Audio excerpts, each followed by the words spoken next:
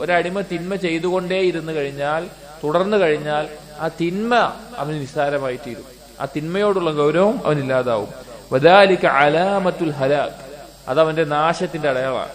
ഒരു തിന്മയോട് നമുക്കത് നിസ്സാരമായി തോന്നുക എന്നുള്ളത് നാശത്തിന്റെ അടയാളമാണ്.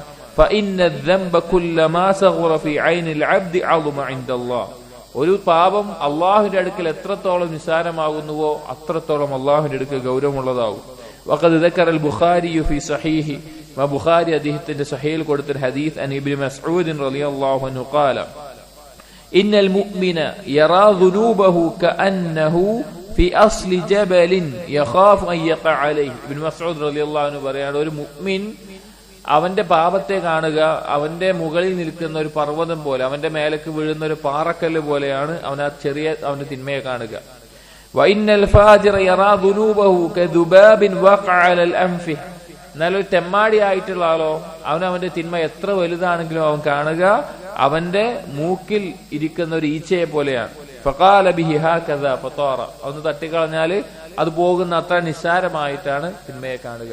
അതായത് തിന്മയിൽ മുഴുകിയാൽ ഉണ്ടാകുന്ന വലിയ അപകടമാണ് തിന്മ നമുക്ക് നിസ്സാരമായി തീരും. ഒരു തിന്മ, ഒരു പാപം നമ്മൾ ആദ്യം ചെയ്യുമ്പോൾ നമുക്ക് വളരെയധികം ബുദ്ധിമുട്ടുണ്ടാവും. അത് വളരെയധികം വലിയ തിന്മയാണെന്നുള്ള തോന്നലുണ്ടാകും, അതിനോട് കുറ്റബോധം ഉണ്ടാകും. പക്ഷെ ആ തിന്മ നമ്മൾ തുടർന്നു കഴിഞ്ഞാൽ പിന്നെ നമുക്ക് ആ തിന്മ നിസ്സാരമായി, അതിനൊരു ചെറിയൊരു കാര്യമല്ലേ എന്നുള്ള തോന്നൽ വരും. അങ്ങനെ വന്നാൽ അത് അവന്റെ നാശത്തിന്റെ അടയാളമാണ്.